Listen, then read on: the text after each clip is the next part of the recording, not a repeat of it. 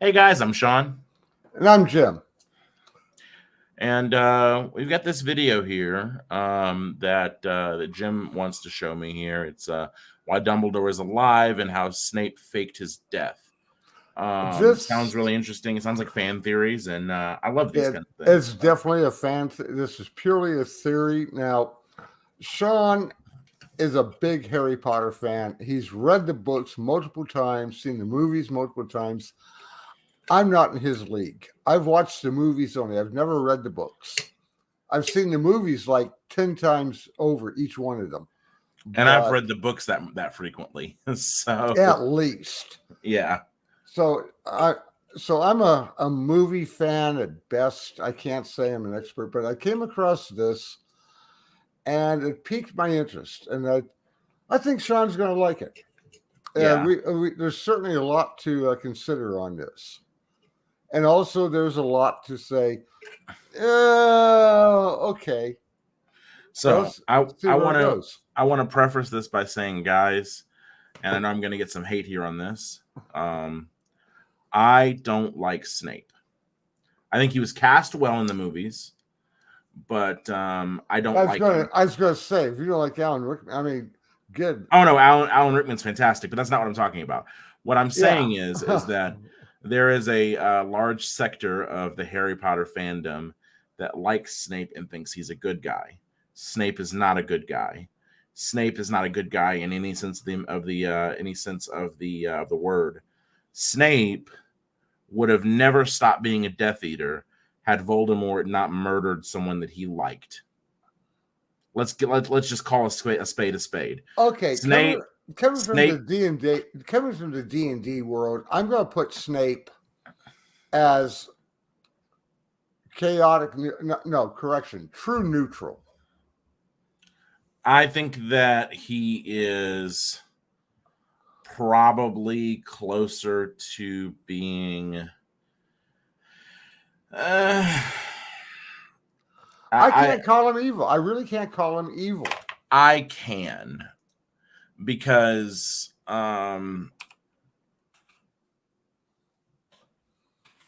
He's certainly not either lawful or chaotic.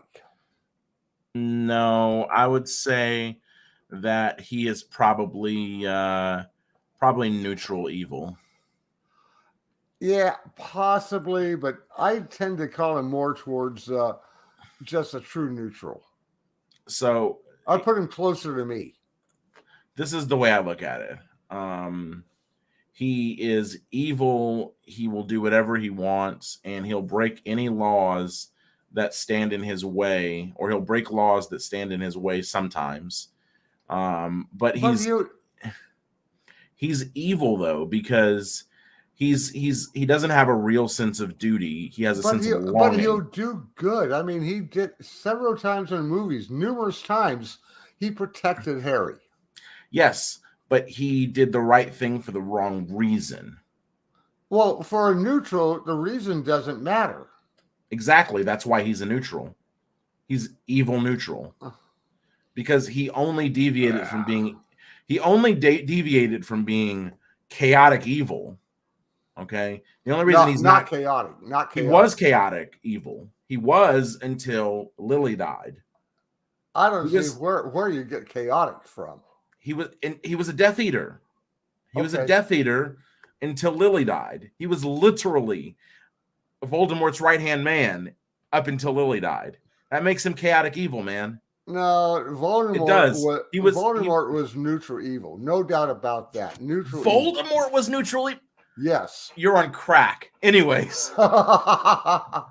Voldemort was Wizard Hitler. He was not chaotic. He was Wizard Hitler. He No, was he was literally. no, he was evil. No, solid evil, but he was not chaotic. So when I look at lawful evil, I think Umbridge. Oh, absolutely. And chaotic evil, you got to go with Bellatrix. Yeah, and Voldemort. No, he was lawful. I mean, neutral evil. Nah. Okay, so part of that, part of your fighting his chaotic nature is that You didn't read the books. If you'd read the books, you'd know he was a chaotic evil. Okay, folks, there's numerous videos already on YouTube about that. Maybe we can do this one. We can actually review that one that classifies the characters. But in the meantime, drop your thoughts down below. Sean, let's get this on. We're going to have some fun.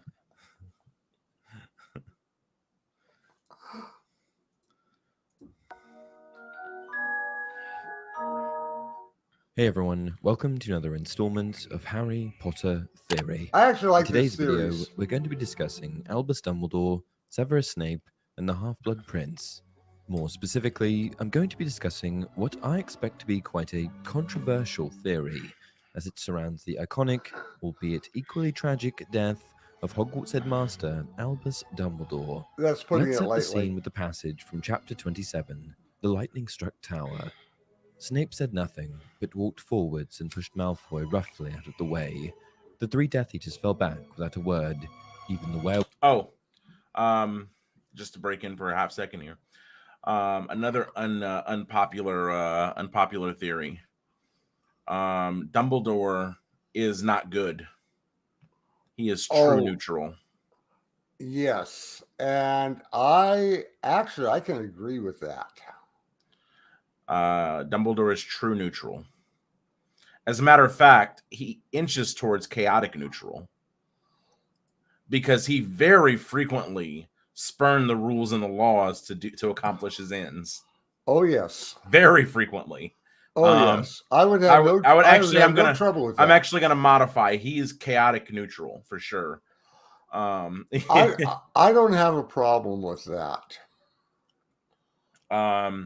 No, and you know what? The only true chaotic good character that I can think of in the whole series is Luna Lovegood.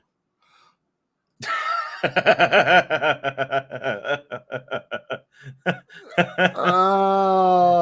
the only one I can think of that's chaotic good. Actually, no, because her sense of duty is otherworldly. To her friends. I would put Dobby in that category. Okay, yes. And had you read the books, Dobby shows up in every book except 1 and 3. And he shows up frequently in every book except 1 and 3. Well, in the movies, as I know them, I would easily put Dobby in the chaotic good category. Absolutely chaotic good. So yeah. And Malfoy, or Draco's father, Lucius Malfoy, is actually lawful evil as well. Oh, absolutely. No doubt about that.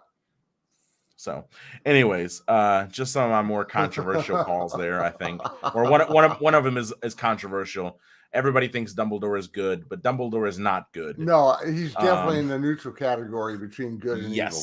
No doubt. In fact, yes. In his earlier life, in his younger days, he'd be neutral evil. Yeah, he would definitely be borderline evil, if not evil. Absolutely. At least from what you know who else? You know who else is chaotic good? Sirius Black, chaotic good. Yes. Sirius Black, hardcore chaotic good. Actually, he's the most obvious one of the pack.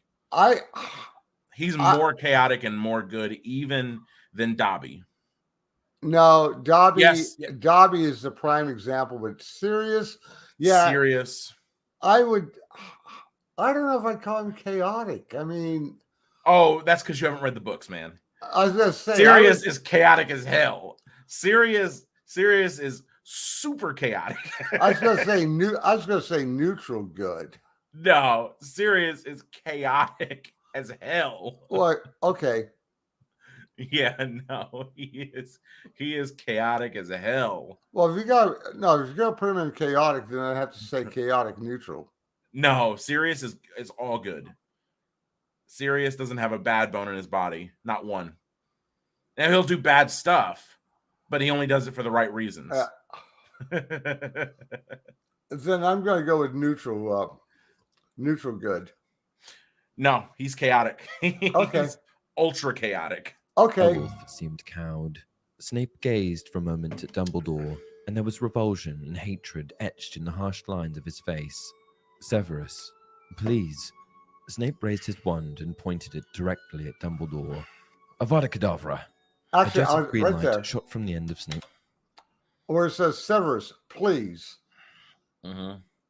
The way I took that after seeing it so many times is, and after watching it the first time and seeing the memory sequence that Harry does there in the bowl, then when he says Severus,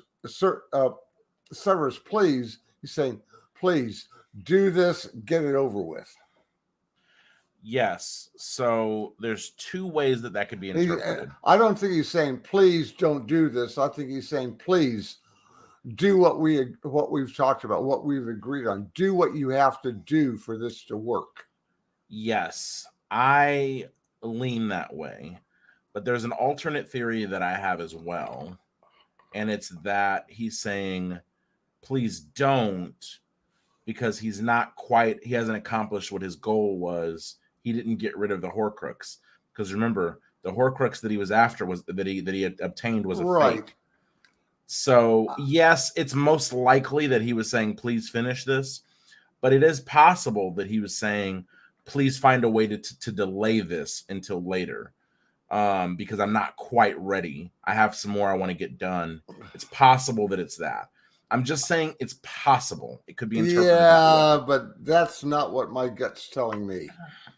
Yeah, I'm leaning towards that he's saying please end it. He doesn't want to be killed by any of these other Death Eaters that aren't worthy of killing him. And also you have to factor in the Elder Wand. He wanted Snape to get the Elder Wand as well. Well, no. Okay, on that one, right off the top, I'm going to say, no, you're absolutely wrong on that, because it was Draco that disarmed him. Yes. So Snape cannot get the Elder Wand. That's correct. However, Dumbledore and Voldemort both believed at that point that the Wand's allegiance, that specific Wand's allegiance changed with the murders as opposed to the disarming. Okay. It was Harry. Hold on. It was Harry that figured out that the Wand's allegiance had been won by Draco. Why do we? Okay, I understand why you say that Voldemort felt that way, but why do we think that Dumbledore thought that? There's no reason to think that Dumbledore. You're right, because he didn't kill Grindelwald. You're right, because he didn't kill Grindelwald. And I don't know if that was in the movies. I don't remember it being in the movies. It's not in the movies. I just happen to be aware of it from watching other YouTube channels like this. Dumbledore acquired the Elder Wand after he defeated Grindelwald in a duel. Yeah, and Grindelwald had the Elder Wand. It's quite possible that the Elder Wand never belonged to Dumbledore. That is impossible. The reason that's disproved is that if the wand held no allegiance to Dumbledore or Malfoy, then it could never belong to Harry. It could have never belonged to Harry, and also the killing curse that Voldemort shot at Harry when Harry didn't defend himself would have certainly killed Harry in that situation. It was because because Harry owned the Elder Wand that the killing curse failed. No, I'm going to disagree. Even I know enough from, once again, watching videos and watching the movies and everything. No, Voldemort could not kill Harry because Harry was himself a Horcrux. I know that. But you can certainly destroy a Horcrux and kill the soul with it inside of it at the same time. But Voldemort did not possess anything that would kill a Horcrux. Also, You know what's not listed among the things that can kill, that can destroy a Horcrux? If you've done the research, killing curses are not listed amongst the things that can kill a Horcrux. For example, when they had the locket, if you could kill a Horcrux with just a killing curse, then why didn't Harry shoot a killing curse at the locket? Yeah, certainly one of the three, Harry, Hermione, or Ron, would have done that if they had thought of Yes. it. It would have failed. So no, I mean, That's my point, is that you can't kill you can't destroy a Horcrux with the killing curse, and it succeeded in killing it succeeded in killing the Horcrux within Harry, partially because of the link, but also partially because Harry owned the wand. no. Dumbledore intended for Harry to die. Yeah, oh no dispute on that, but no. So he Voldemort, believed Harry was going to die, and if Harry hadn't been the owner of the Elder Wand, yes, Voldemort would have destroyed the Horcrux, but Harry would have also died as well. He would have just been closer to death. Anyways, let's move on. We're just going to argue about this because, quite frankly, I have digested significantly more information, and I know that I'm right, and I know that you're wrong. And I don't people want to argue into the night on this. Anybody watching, put your comments down below, because I know people are going to be calling bullshit on both of us. Snape's wand and hit Dumbledore squarely in the chest. Harry's scream of horror never left him. Silent and unmoving, he was forced to watch as Dumbledore was blasted into the air. For a split second, he seemed to hang suspended beneath the shining skull, and then he fell slowly backwards, like a great rag doll, over the battlements and out of sight. That's another point the of above contention. Passage, of course, refers. The color of the killing curse was green, which apparently is wrong. No, killing curses are always green. Okay, the same guy put up this video has another one about the color of the killing curse, but go on. If you read the books, killing curses are always described as green jets of light. Okay. I don't know what his beef is there. As to Dumbledore's death at the hands of Severus Snape, a moment that shocked the wizarding world to its core. Dumbledore, in some ways, was a beacon of hope for the good guys, a powerful and wise old wizard that even Voldemort feared. But when he was struck with Snape's Avada Kedavra, that all changed, and in that moment, Harry felt more helpless than ever. Dumbledore's death was a big deal. He was 115 years old and had made a profound impact on the wizarding world over the course of his life. Ron said what, 160? A lot of questions. How could... What's that? Ron said what? How old is him? What, 160, 150 years old? Yeah. The wise and powerful Dumbledore be defeated in such a paltry manner? Surely, if he'd wanted to survive, he could have, right? Well, today's theory is going to discuss why I think that Dumbledore may still very well be alive.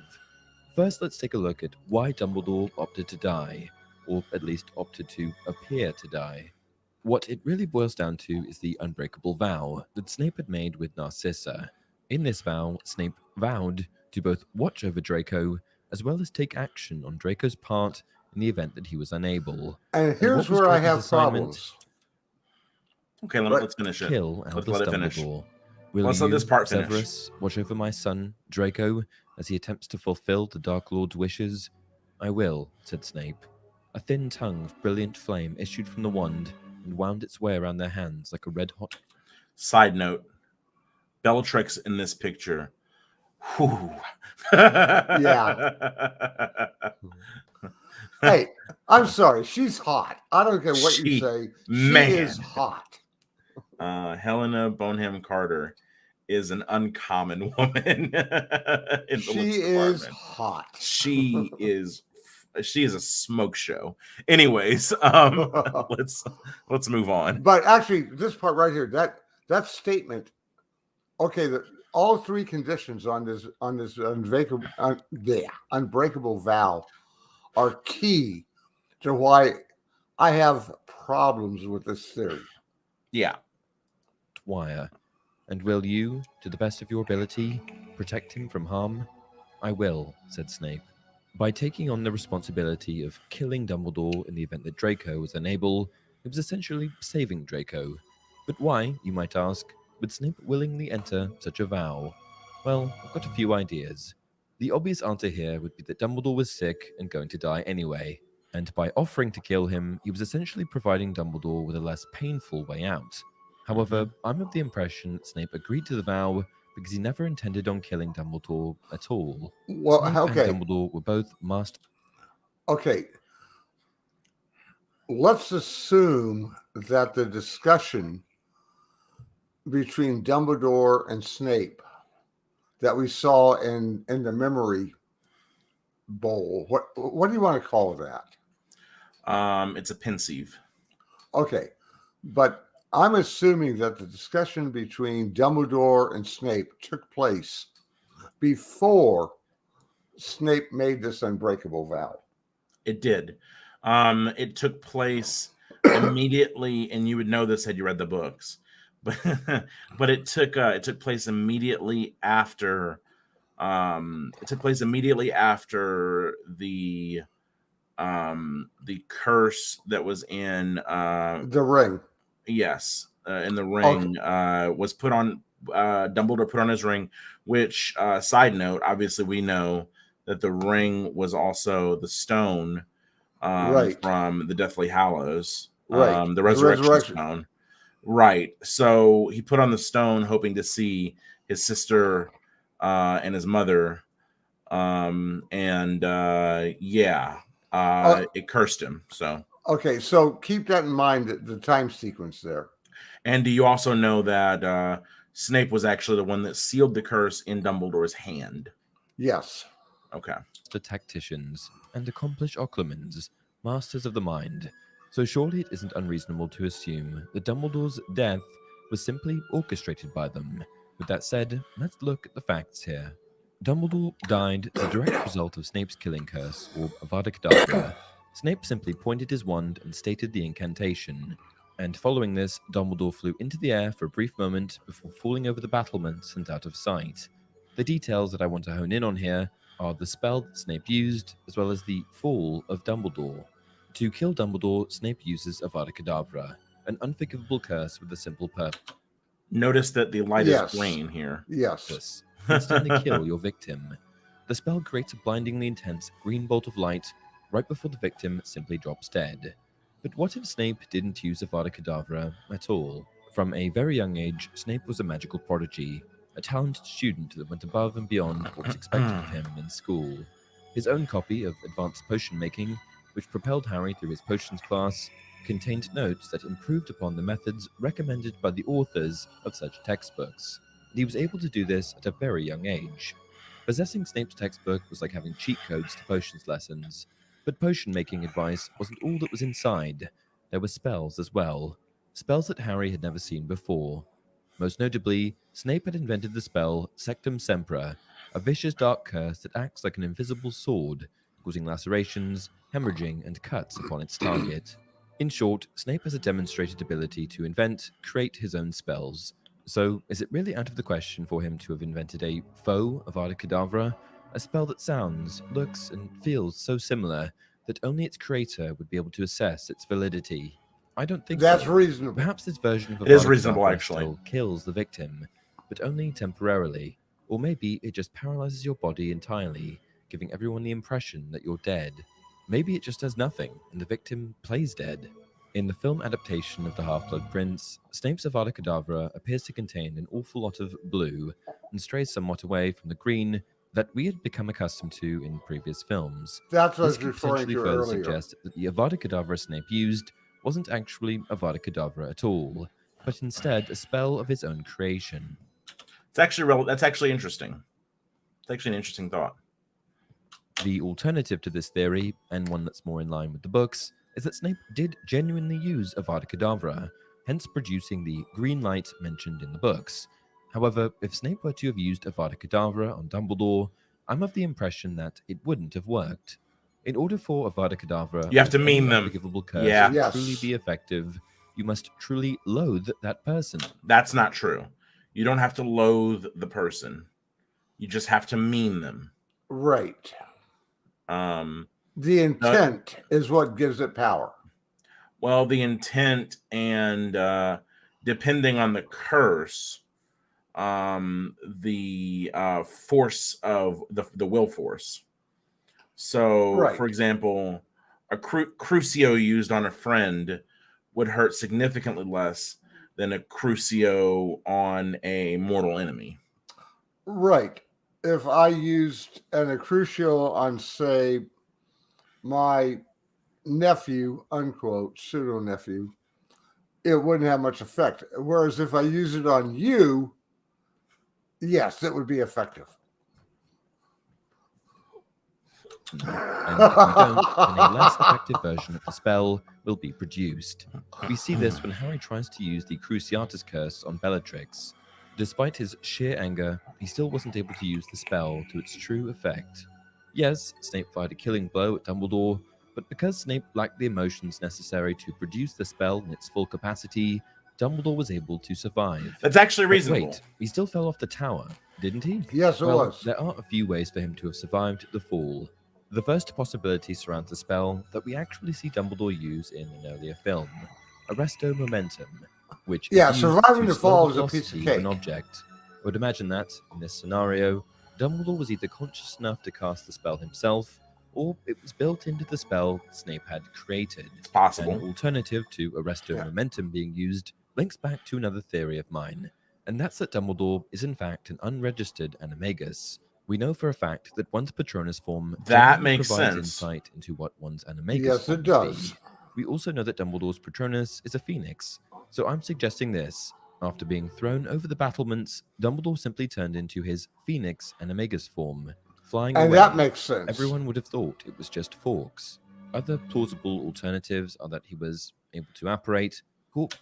We actually know that he's able to apparate inside of Right. the walls. He's been seen apparating inside of the castle before. By his broom or saved by Fawkes. Okay, now I've got another element to address: his body. Doesn't Dumbledore have an entire funeral? If he survived, Okay, so I can reasonably explain that without his help. Dumbledore was extremely accomplished at transfiguration. Dumbledore could have literally transfigured a clump of dirt to look just like him. then how can his motionless corpse be reasonably explained? Well, I don't think it's entirely impossible to deduce that Snape, a potions expert, could have created some sort of concoction for Dumbledore to drink upon his safe landing. A concoction that would bewitch the mind, ensnare the senses, and, in a roundabout way, put a stopper in death. It should also be mentioned that Dumbledore... That's interesting, because those are the actual words that Snape used in Harry's first year when he was teaching the class. He said, "I can show you how to bewitch the mind and even put a stopper in death." That was actually Snape's line. So could have been some extremely well planted foreshadowing. What? But where I'm going to come back to, where I've got a problem with this theory, is when Snape makes the unbreakable vow. And if we look at all three conditions in that vow, one of them is clearly to complete the task, which was to, in fact, kill Dumbledore. Is it though? Hold on. I don't think it was worded that way. No, it was not worded that way, but it was worded to complete the task. And that task was to kill Dumbledore. Hang on one second here. Well, you won't find it in this video. I'm not looking there.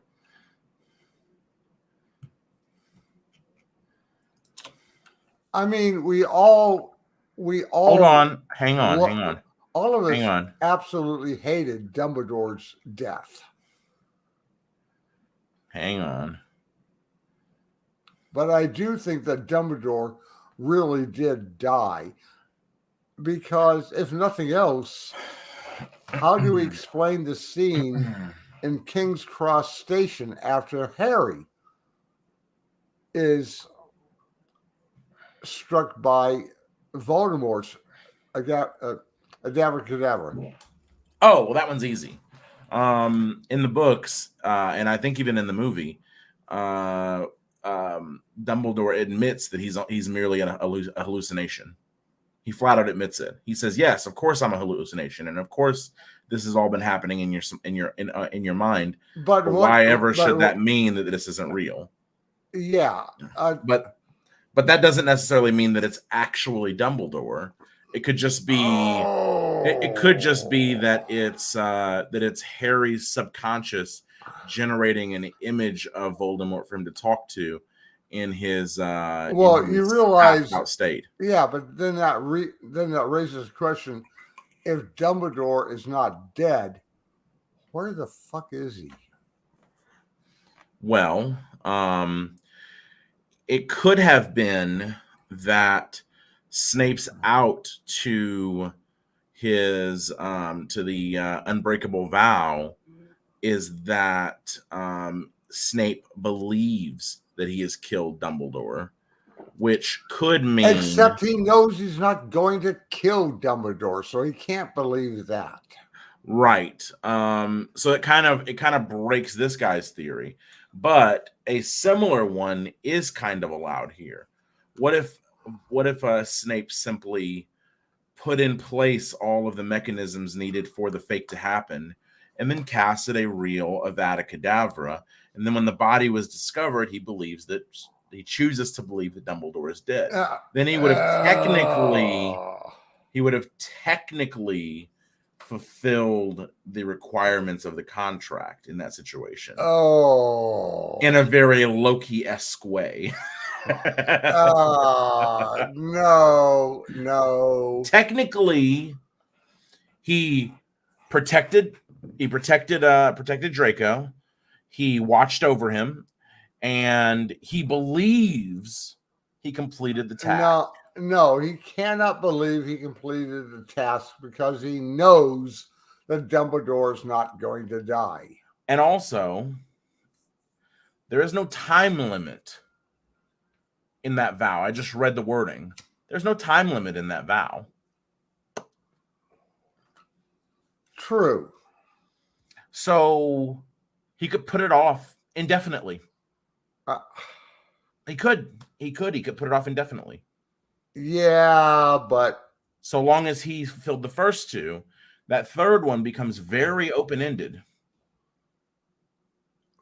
Yeah, and Voldemort. I know you don't like it, but and Voldemort killing Snape would let him off the hook for that. Mm-hmm. Yeah, but and alternatively, had Snape not died, he could have gone to Narcissa later and asked to be released from the unbreakable vow, because you can be released from an unbreakable vow. It's just that both parties have to agree on it. Okay, people. I'm just saying. No, people, what do you think? I mean, I gotta call bullshit a little bit on this. I really do. Oh, I don't think it's true. I'm just saying that it's plausible. No, that is really the only way out of it, is that there's no time limit. There is no time limit. But and also the line that he does truly believe, but that still doesn't answer the question. Where is Dumbledore now? How could he still be alive after this without anybody being aware of his existence? If you look at it earlier in the books, he took the cloak of invisibility merely out of curiosity. Dumbledore could hide himself more completely than any wizard around. Okay. I haven't read the book, so I don't know about that. But yeah, so far as I know, the cloak is still in Harry's possession. It is, but Dumbledore never needed the cloak. That's the point. Dumbledore could produce a disillusionment charm so well that it would be akin to the cloak. Dumbledore's disillusionment charms are incredibly strong. You'd never detect him. He could have been following Harry around right behind him, and Harry would never know. Unless he wanted him to know. Okay, let's go on. Which is an interesting thought, by the way. It's very possible that Dumbledore elected to do that, cast a disillusionment charm, and just follow Harry around to protect him without anyone ever knowing that he was alive, because there's nothing more freeing than everyone truly believing that you're dead. Then you can do anything you want. True. True. Believe me, I've thought about that myself many a time. If everyone thinks you're dead, you can do whatever the fuck you want. So, I think all of us have at one time or another wished that we could die and see how people react. Yeah, I haven't, but I can understand the draw. Give yourself another 5 or 10 years. Yeah, well, maybe. But anyways, let's finish this up. Dumbledore surviving doesn't impact the plot that follows his death. Before his death, while still in possession of the Elder Wand, Dumbledore was disarmed by Draco, and it's been proven that ownership can be gained simply through disarming, and does not necessarily require death. Therefore, Dumbledore surviving does not disrupt the path of ownership that the Wand eventually follows. As for Snape and the vow, yes, he agreed to carry out Draco's deed, but it should also be mentioned that there was no time limit on that term. So there's certainly no reason that he would have dropped dead simply from casting a different spell on Dumbledore in that moment. As for Dumbledore's hand, I think the prodigious minds of Snape and Dumbledore, along with the help of Fawkes's tears, could have figured out a remedy. That's fair. What do you guys think? Could Dumbledore have survived? Far-fetched, I know, but it's fun to come up with theories like this, particularly ones that bring Dumbledore back to us. If I missed something glaringly obvious in this theory, I hope not. If you enjoy the content, please remember to like the video and subscribe to the channel. Until next time, remember, the things we lose have a way of coming back to us in the end, if not always in the way we expect. Well done. Yes. Well done. So what do you think, Sean? I mean, I had the advantage of watching this before you did. By the way, I'm going to go ahead and drop a like here.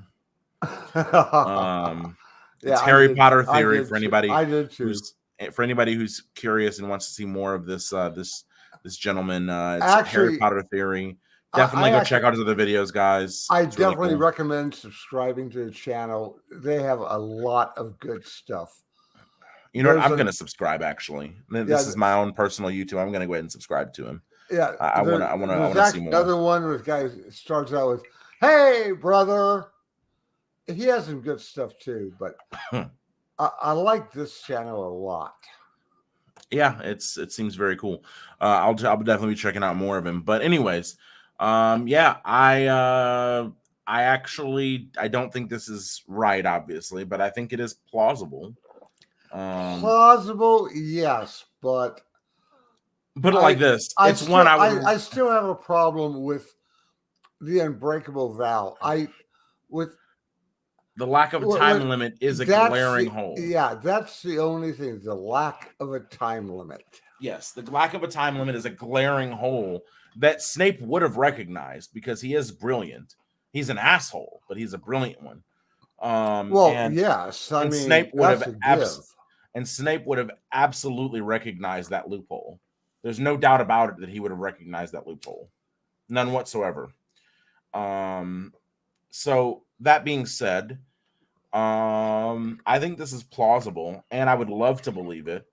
Dumbledore was one of the deaths that I was saddest about. Oh, he was not the death that I was saddest about, actually, though. Oh, really? No. Who was? I was actually most upset about Sirius. And second, I mean, I was sad by that. I agree. I was sad by that. If you read the books, it's devastating.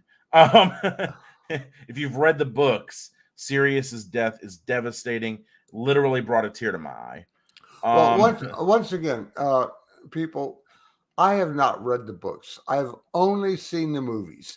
Granted, I've seen them at least 10 times each, at least. And I will also say that I was more upset about the twin dying as well. Yeah, than Dumbledore. I was unhappy. No, for me, Dumbledore. No, for me, Dumbledore was the most impactful of all of them. He was the most impactful, but you got to keep in mind that actually, I'm going to say the deaths that I was most saddened by Dobby. No, well, yeah, certainly Dobby. No, Remus and Remus too. Tonks. Remus and Tops. And Tonks. Tonks, rather. Yeah. Those were the ones that really. Oh, fuck. So there's an interesting fan theory about the books, and if you look at it, it's true that it's not necessarily true, but it's actually interesting, the idea of all of the books being Horcruxes, as each one has there's a devastating death that corresponds with each one. Oh, really? Yes. Okay. Well, I shouldn't say there's one in each book, but there is 7 devastating deaths in Harry Potter. There are 7 deaths that are truly devastating in Harry Potter. And there are 7 books. Okay, you opened your mouth. I know you want to end this, but you opened your mouth. Expand. Okay. So obviously there's Fred. There's Dumbledore. Right. There is Remus Lupin and Tonks. Okay. There's Dobby. That's 5. There's 2 others, and they're slipping past me right now because it's 3 a.m. But there are 2 others that are really upsetting.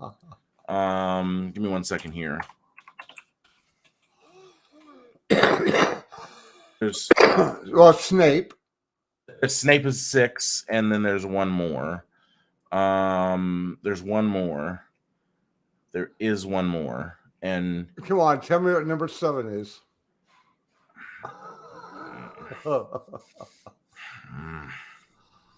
I'm thinking. I mean, you could just say it's Voldemort, but it's not. No. Cedric. Yes. Okay. I'll give you Cedric.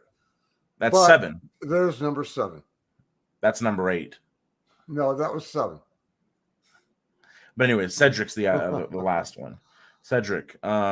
Which Cedric, to me, Cedric didn't bother me. I didn't care about Cedric. I was going to say, I mean, that one didn't make any sense to me. It really didn't.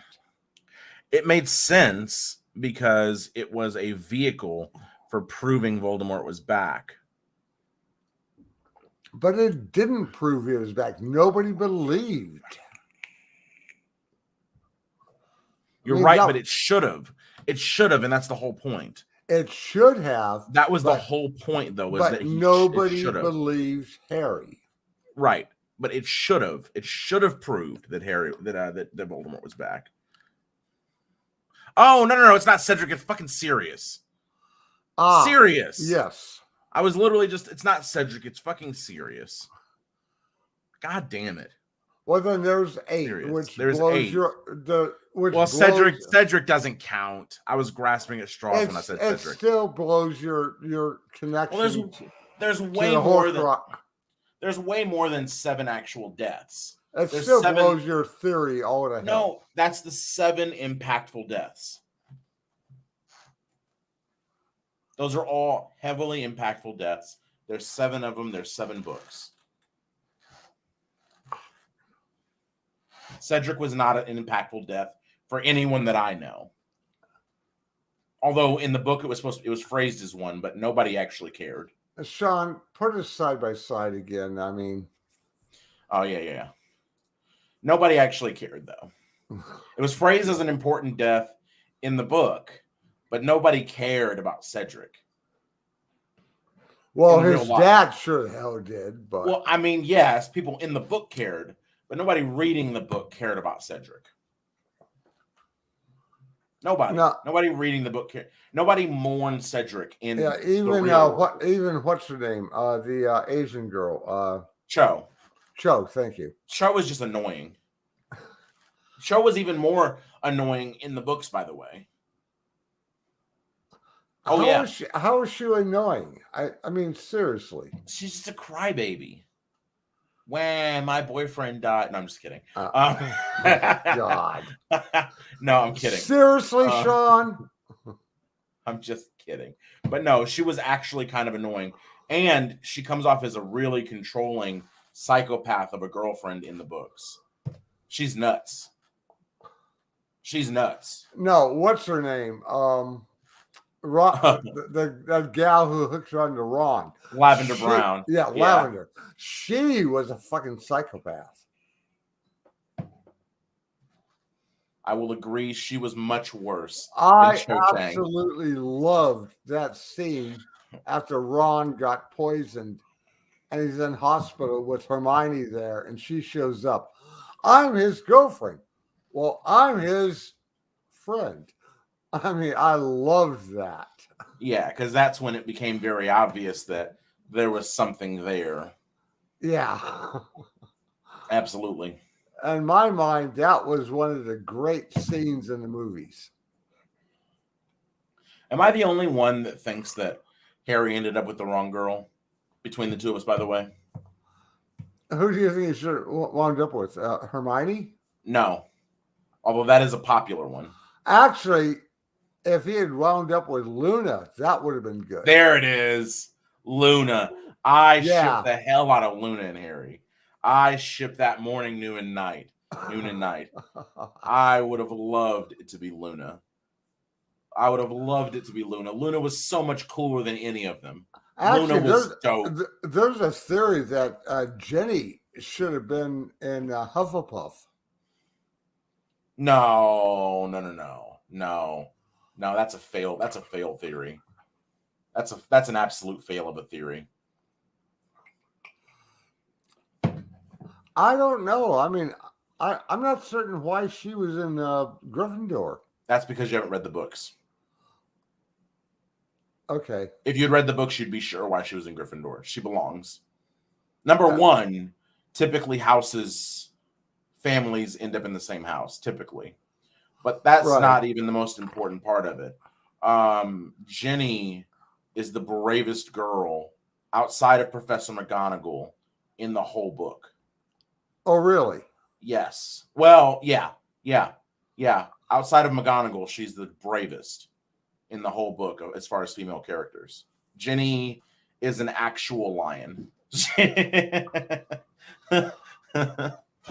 She remember the other day I showed you the video about Black Air Force energy? Oh, okay. Jenny has Black Air Force energy. People, you got to comment on this. You're going to have to comment here. Jenny will go at anybody. She doesn't care. Jenny will go after any odds. She doesn't care. She was literally a fourth year. Yeah, a fifth year.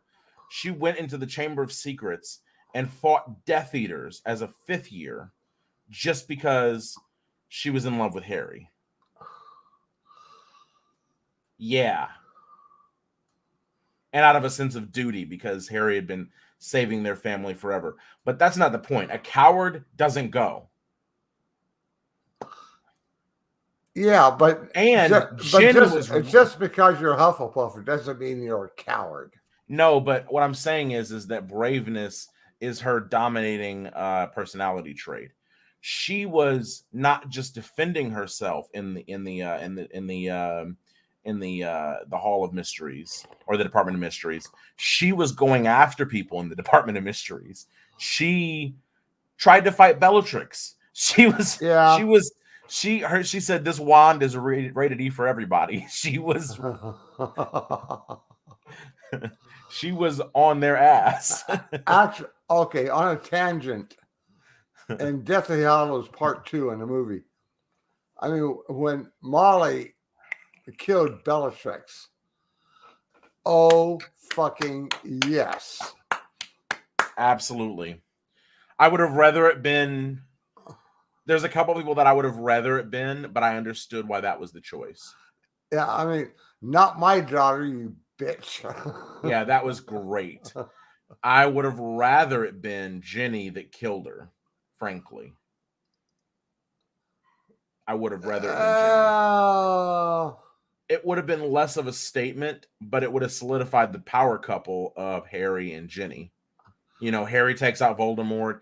Ginny takes care of Bellatrix, the most dangerous female in Voldemort's gang. It kind of has some, it'd have been a nice glue piece. I mean, I get why it's Molly. I get why it's Molly, but I think storytelling that would have, because they ended the whole book without Ginny having any legitimate feats.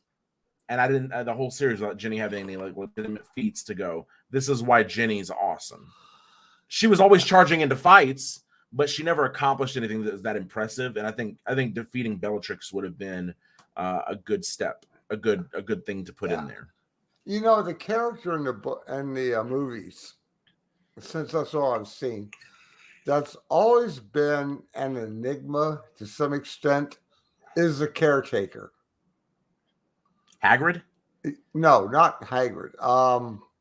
You said the caretaker. Right. The guy, shit, I can't think of his name. Filch? Yeah. Okay. I mean, he's the one who's always an enigma. There is your, by the way, there's your true neutral. No. He's not neutral. Correction, lawful neutral. No. Filch is lawful evil. No way. Yes. No way. Having read the books, Filch is lawful evil. Filch wanted to bring beatings back.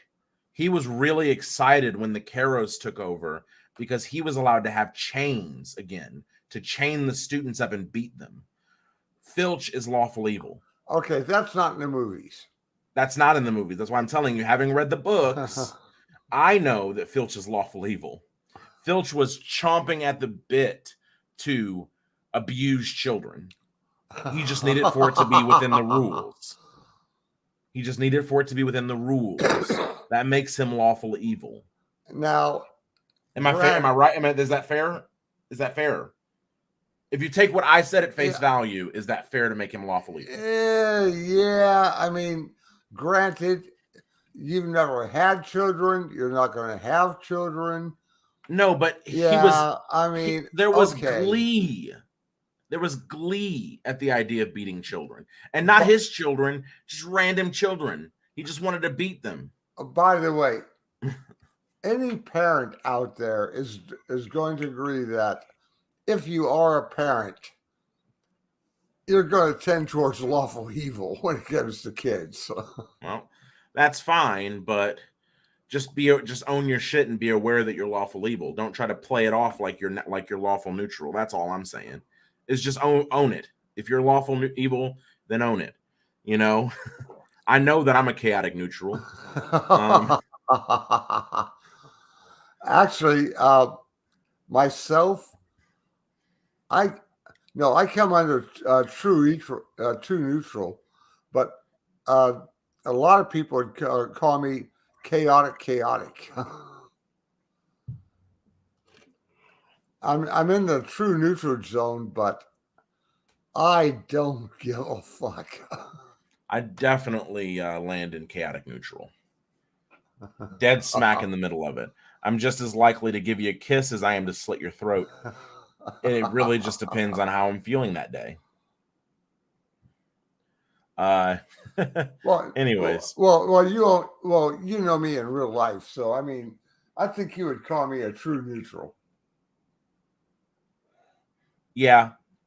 And if we make it a spectrum, you edge towards chaotic neutral, further away from lawful neutral. Oh, definitely. I would say that you're closer to chaotic neutral than lawful neutral by a lot.